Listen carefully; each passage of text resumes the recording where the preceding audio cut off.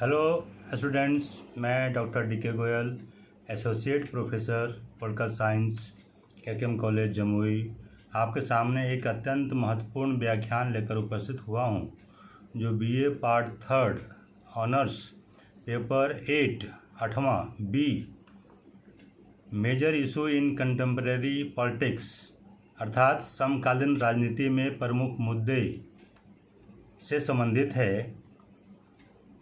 व्याख्यान का शीर्षक है मानव अधिकारों को लोकप्रिय बनाने में संयुक्त राष्ट्र संघ की भूमिका। Man is born free and everywhere he is in change. आज से लगभग 200 वर्ष पूर्व शोषण और असमानता के बंधनों से जकड़े हुए जनसाधारण की स्वतंत्रता और समानता का समर्थन करते हुए प्रसिद्ध फ्रांसीसी दार्शनिक रूसो ने यह उक्ति कही थी। 1945 में जब यूएनओ की स्थापना हुई तो उसके घोषणा पत्र में मानव अधिकारों तथा मूलभूत स्वतंत्रताओं के सम्मान से संबंधित प्रावधानों की आवश्यकता को स्वीकार किया गया और चार्टर के धारा 1, 13, 55, 56 तथा 62 में इसका उल्लेख किया गया। अपनी स्थापना से लेकर अब तक मानवाधिकारों के संरक्षण और उनको प्रोत्साहन देने में संयुक्त राष्ट्र की भूमिका अनवरत बढ़ती रही है, लेकिन मुख्य समादेश यही रहता है कि मूलभूत घटकों यानी संयुक्त राष्ट्र के सदस्य देशों के लोगों का मानवीय सम्मान सुनिश्चित करना, जिनके लिए चार्टर तैयार किया गया था। अंतर्राष्ट्रीय तंत्र के माध्यम से यूएनओ निम्नलिखित मोर्चों पर सक्रिय है। पहला, वैश्विक विवेक के रूप में यूएनओ ने देशों द्वारा स्वीकार्य आचरण के अंतर्राष्ट्रीय मानक स्थापित करने की शुरुआत कर दी और यह उन मानकों का उल्लंघन करने वाली मानवाधिकार गतिविधियों पर अंतर्राष्ट्रीय समुदाय का ध्यान केंद्रित करता है।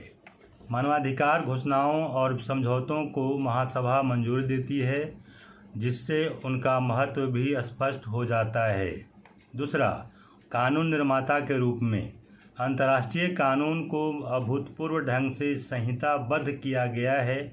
महिलाओं, बच्चों के कैदियों, नज़रबंदियों तथा मानसिक रूप से विकलांगों के बारे में मानवाधिकार और नरसंहार, रंगभेद तथा उत्पीड़न जैसे उल्लंघन अब अंतर्राष्ट्रीय कानून का बड़ा भाग बन चुके हैं, जो पहले केवल देशों के संबंधों पर ही विशेष रूप से केंद्रित रहते थे।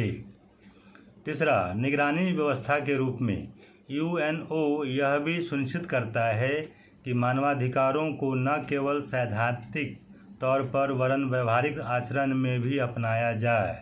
नागरिक, राजनीतिक, आर्थिक, सामाजिक और सांस्कृतिक अधिकारों के बारे में अंतर्राष्ट्रीय समझौता 1966 उन आरंभिक समझौतों के उदाहरण हैं जिनमें अंतर्राष्ट्रीय संस्थाओं को देशों में अपनी वचनबद्धता के पालन संबंधी गतिविधियों की निगरानी का अधिकार प्राप्त है।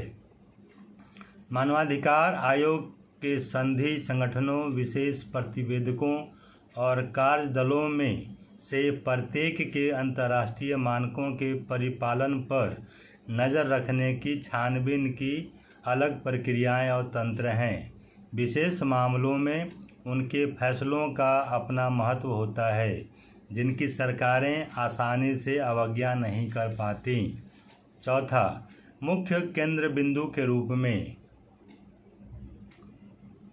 OHCHR को मानवाधिकारों के उल्लंघन की सूचना समूहों और व्यक्तियों से प्राप्त होती है। हर वर्ष 1 लाख से ज़्यादा शिकायतें मिलती हैं। वह कन्वेंशन और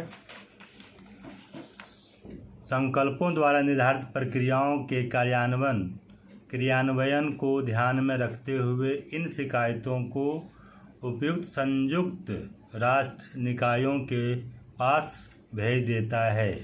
तुरंत हस्तक्षेप के अनुरोध फैक्स और ईमेल के जरिए OHCHRs को भेज दिया जाता है। 5वां, बचाव पक्ष के रूप में किसी प्रतिवेदक या किसी कार्यदल के अध्यक्ष को मानवाधिकार के गंभीर उल्लंघन की सूचना मिलने पर वह संबंधित देश को तुरंत संदेश भेजकर कथित शिकार व्यक्ति के अधिकारों की सुरक्षा की गारंटी करने की अपील करते हुए हालात का खुलासा करने का अनुरोध करता है। कार्यदल इस तरह की अपीलें विशेष तौर पर उत्पीड़न या मनमाने ढंग से मृत्युदंड देने के मामलों में विशेष प्रतिवेदकों, साथ ही लोगों को गायब करने और निरंकुश तरीके से नज़रबंदी के मामलों में करते हैं। 6ठा पॉइंट, शोधकर्ता के रूप में OHCHR संयुक्त राष्ट्र निकायों द्वारा मानवाधिकार मुद्दों पर मांगी गई रिपोर्ट और अध्ययन तैयार करता है और संकेत देता है कि किस तरह की नीतियां, प्रणालियां और संस्थाएं बनाए जाएं जो मानवाधिकारों के प्रति सम्मान बढ़ा सकती है। 7वां पॉइंट, अपील मंच के रूप में UNO के नागरिक और राजनीतिक अधिकारों के अंतर्राष्ट्रीय संधि के अंतर्गत लोग व्यक्तिगत स्तर पर रंगभेद, नस्लभेद, महिला उत्पीड़न आदि के खिलाफ शिकायतें भेज सकते हैं। इस प्रकार UNO के विभिन्न अंतर्राष्ट्रीय कॉन्वेनेंट एक अपील मंच के रूप में कार्य करते हैं।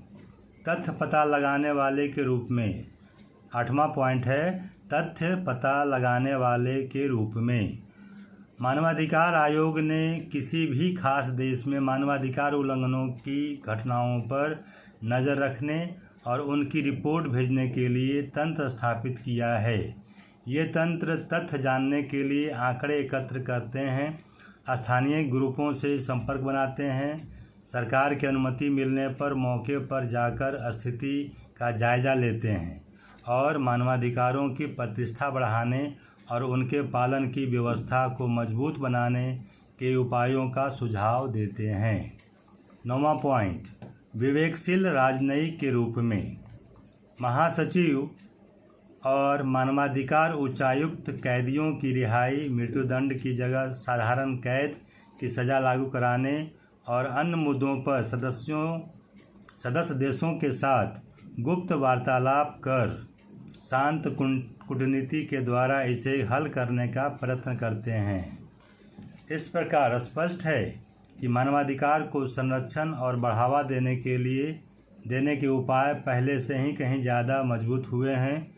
संयुक्त राष्ट्र सुधार कार्यक्रम में महासचिव कोफी अन्नान ने घोषणा की थी कि मानवाधिकारों का मुद्दा संगठन के विविधतापूर्ण दायित्वों में हमेशा प्रमुख रहेगा तथा इन अधिकारों को संरक्षण और बढ़ावा देने की बातें सभी नीतियों और कार्यक्रमों में शामिल की जाएंगी। यह पाठ यहीं पर समाप्त होता है। धन्यवाद।